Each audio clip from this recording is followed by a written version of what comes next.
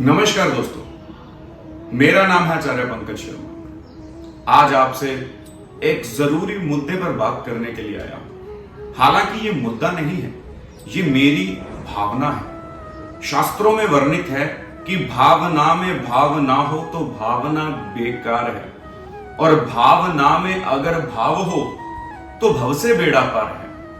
हर एक सनातन धर्मी, हर एक आस्तिक इंसान, चाहे मैं, आप या कोई भी हो, वो अपने ईश्वर को मनाने के लिए, रिझाने के लिए अपनी तरफ से पूर्ण रूप से प्रयास करता है। और ईश्वर को रिझाने के लिए शास्त्रों में दो ही विधि बताई गई है, एक तो भाव प्रधान और दूसरी कर्मकांड विधि प्रधान। जो कर्मकांड विधि प्रधान है उसमें हवन यज्ञ इत्यादि, रुद्राभिषेकम और पूर्ण रूप से भगवान के लिए आसक्त होकर के जप अनुष्ठान इत्यादि का वर्णन आता है। परंतु दूसरा, अगर कोई इन सब वस्तुओं के लिए उपलब्ध पर्याप्त साधन नहीं एकत्रित कर सकता तो दूसरा साधन है भाव। और भाव में क्या आता है? कीर्तन। भाव में क्या आता है? सत्संग। और भाव में आता है भगवान के लिए गाना, कीर्तन। और सही मत से अगर मुझसे पूछना चाहे तो जो कीर्ति और तन से ऊपर उठ गया वही कीर्तन कर सकता है। जो अपनी कीर्ति के लिए गान कर रहा है तो वो स्वयं के लिए एक अनाउंसमेंट और रिनाउंसमेंट का कार्य कर रहा है। आज आपसे जिस मुद्दे पर बात करने के लिए आया हूं, आपसे जिस गंभीर विषय पर वार्तालाप विश्लेषण करने आया हूं, वो विश्लेषण है दोस्तों कि 19 अगस्त को आप सबको पता है जन्माष्टमी का त्योहार आ रहा है। हम जिस प्रकार से जन्माष्टमी के त्योहार को हर्षोल्लास से मनाते हैं, इस बार भी उसी हर्षोल्लास से मनाएंगे। परंतु इस वर्ष जो त्योहार हम मनाएंगे उसमें मेरा एक निवेदन है आप सभी लोगों से, मेरा एक मत है, मेरा एक विचार है। आपके विचार अलग हो सकते हैं, परंतु एक बार जरा रुक करके, ठहर करके सोचिएगा जरूर कि क्या मैं सच कह रहा हूं या मैं सही कह रहा हूं, या फिर मैं अपने लिए ही कोई बात कर रहा हूं, मेरे स्वार्थ की ये बात है। अभी कल की बात बताता हूं। मैं रास्ते से गुजर रहा था, अपनी गाड़ी में बैठे थे तो एक शोभा यात्रा जा रही थी, और शोभा यात्रा में मैंने क्या देखा, भगवान की मूर्तियां रखी हुई थी एक ट्रॉली के ऊपर, और उस ट्रॉली के ऊपर लोग जूते चप्पल पहन के बैठे थे। कोई दिक्कत नहीं, वो चले गए। दिक्कत आपको पता है क्या होनी चाहिए, परंतु उस विषय में मैं नहीं जाऊंगा।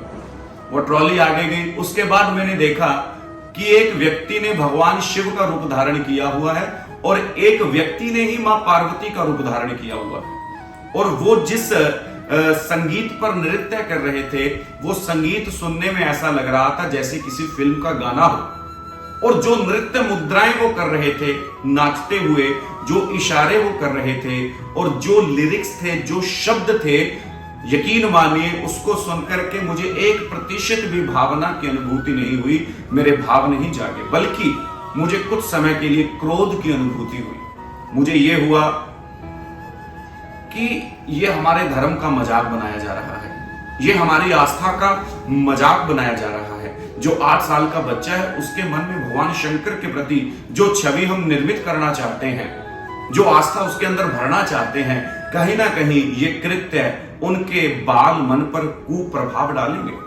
आने वाले समय में आप देखेंगे कि ये सब चीजें जो हम करते हैं जन्माष्टमी के अवसर पर, घर में जागरण करवाते वक्त, ये चीजें आने वाले समय में भारी पड़ेंगी। एक सरस्वती कपूर के पैकेट पर मां सरस्वती की फोटो छपी होती है, सरस्वती संधूर पर मां सरस्वती की फोटो छपी होती है, और सबको पता है कि अगर उस पुड़िया में से सिंदूर या मुश्कपुर निकालेंगे तो उसको फाड़ना ही पड़ेगा। उसको फाड़ते वक्त हमारे दिल में कुंठित अवस्था जागृत होती है, हमारे दिल को ठेस पहुंचती है।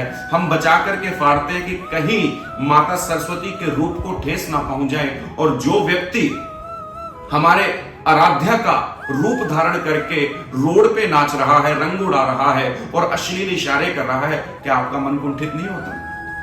क्या आपका क्रोध नहीं जागता? यहां पर क्रोध का विषय नहीं है, उसको समझने का विषय है कि ये क्यों हो रहा है।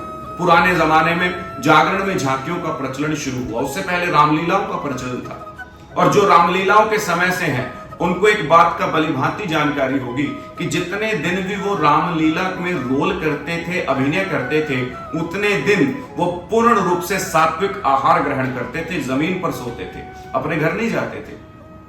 वो उस मर्यादा का पालन करते थे। और आज आप अपने दिल पर हाथ रख के मुझे बताइए कि ये जो नृत्य नाटिकाएं आप गली गली नुक्कड़ नुक्कड़ देख रहे हैं, क्या वो मर्यादा का पालन करते हैं? एक तो मैंने अपनी आंखों से देखा कि भगवान शंकर का वस्त्र पहनकर नृत्य कर रहा था और साइड में जाकर के वो बीड़ी पी रहा था।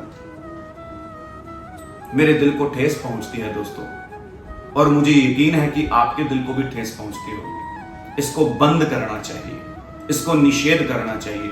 शुरू वहां से हुआ। रामानंद सागर कृत रामायण के जो अभिनय के नृत्य नाटिकाओं के जो उनके अभिनेता थे, उनको देख करके जागरण में झांकियों का प्रचलन आया। लेकिन एक बात आपकी जानकारियों के लिए बता दूं कि उन झांकियों में किसी भी प्रकार की अश्लीलता नहीं थी। एक बस वाली झांकी थी, एक चूड़ियों वाली झांकी थी। जितना कि मुझे अपनी स्मृति में याद है, एक 8 साल की बालिका को माता का रूप धारण करवाया जाता था। एक छोटे से बच्चे को पालने में डाल करके भगवान कृष्ण का रूप बनाया जाता। कहां गई वो हमारी संस्कृति? हमारी संस्कृति से खिलवाड़ करने की कोशिश हो रही है। चाहे आप टीवी पर देखें महाभारत को, मॉडल लग रहे हैं वो। कहीं से भी उनमें दिल को उनको देख करके भाव नहीं जागता, बल्कि हमारे जो गली के चौराहे पर रामलीला होती थी, जो वो नाटक करते थे, तो हमारे दिल में भाव जागते थे। और उनका नाम वास्तविक रूप से कोई भी हो, हम उनको भगवान के नाम से जानते थे। कहां गई हमारी संस्कृति? भगवान का रूप तो धारण कर सकते हैं, मगर उनके द्वारा किए गए कोई भी कार्य का एक अंश मात्र भी हम अपने अंदर सम्माहित कर लीजिए, तो वो जीवन में तरने जैसी एक स्थिति हो जाएगी। हमारे बाबूजी लिखते थे, इंसान को भगवान मत कहो, इंसान भगवान नहीं, पर भगवान के अंश से कोई भी इंसान जुदा नहीं। हम सभी भगवान का अंश हैं। गीता में लिखा है, ममो वंश है जीव लोक है, जीव भूत है, सनातन है। लेकिन जो झांकियां हम प्रस्तुत कर रहे हैं, जो जन्माष्टमी के अवसर पर हम प्रस्तुत कर रहे हैं, वो पूर्णतः सनातन धर्म शास्त्र सम्मत नहीं है। मजाक बना रहे हैं हम अपना।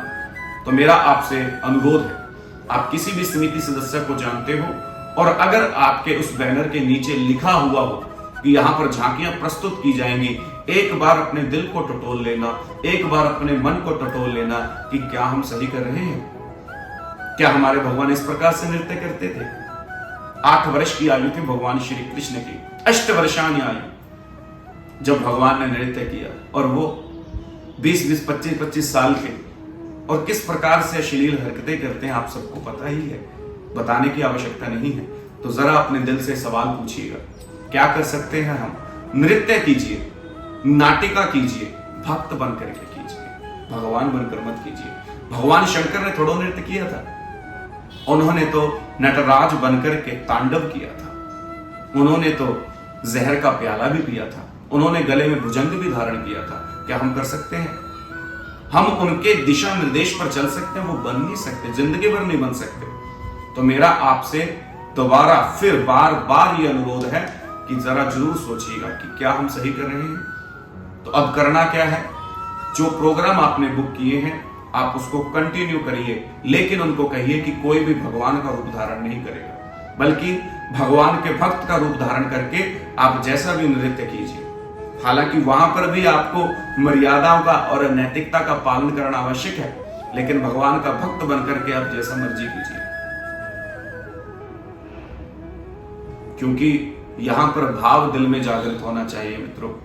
अगर मन के अंदर भाव नहीं जागृत हो रहा तो कहीं ना कहीं प्रॉब्लम है, कहीं ना कहीं समस्या है। भगवान बनकर के जो नृत्य करते हैं उनको रोकिए।